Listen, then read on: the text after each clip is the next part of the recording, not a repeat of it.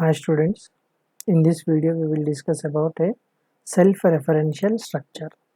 In the previous videos we discussed about a structure. What is a structure?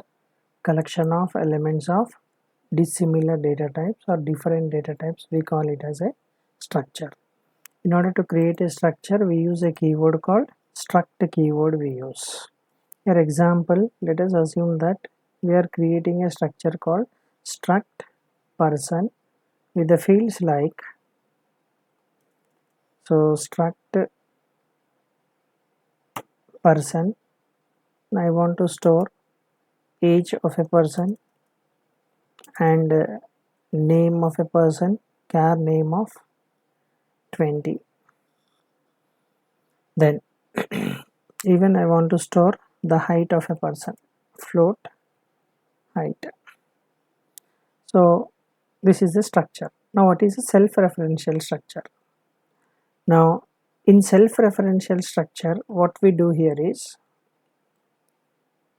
so inside the structure if we have a same type of pointer, like this is a structure of type person, inside this structure if you create a pointer of the same type of structure, that is struct person star link, or you can use any pointer name.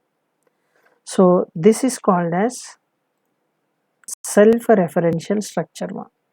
So this we call it as self-referential structure, that is if we have same type of pointer inside a structure then we call it as a self-referential structure. So we can have a single pointer or we can have multiple pointers.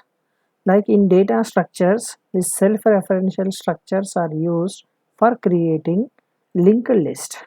In order to create linked list, double linked list, then it is also used for creating trees, and if you have multiple pointers we can also create graphs using self-referential structure. Okay, so what is a self-referential structure? If we have same type of pointer inside the structure we call it as self-referential structure.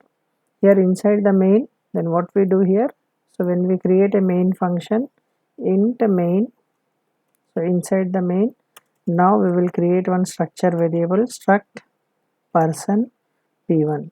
So when you create struct person p1, what happens here is with the name p1 memory will be allocated for all the members of structure, that is for age, name and height as well as for link.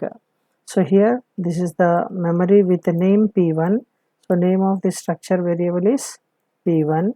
Here with the name p1 memory will be allocated for age of a person, then name of a person and height of a person, as well as this is height, and this part we call it as link. So what we do here with this link is, so this is first person details. Now when we create another person details, the address of this node will be stored here.